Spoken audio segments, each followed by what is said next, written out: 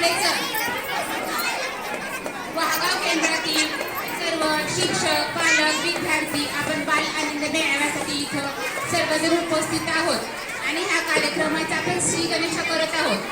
त्रेता युगातील मकर संक्रांतीच्या दिवशी प्रभू श्रीरामाने आपल्या भावासह आणि हनुमानासह पतंग उडवले. तेव्हापासून मकर संक्रांतीच्या दिवशी पतंग उडवण्याची परंपरा चालू आहे. गुजरात, राजस्थान आणि महाराष्ट्र राज्यासह संपूर्ण पश्चिम भारतात पतंग महोत्सव साजरा केला जातो आणि या पतंग महोत्सवामध्ये सामील झाले आहेत आमच्या जिल्हा परिषद प्राथमिक शाळा मुंडे शाळेचे विद्यार्थी. तर मग चला पाहूया त्यांच्यातील की पतंग कशी उडते ते.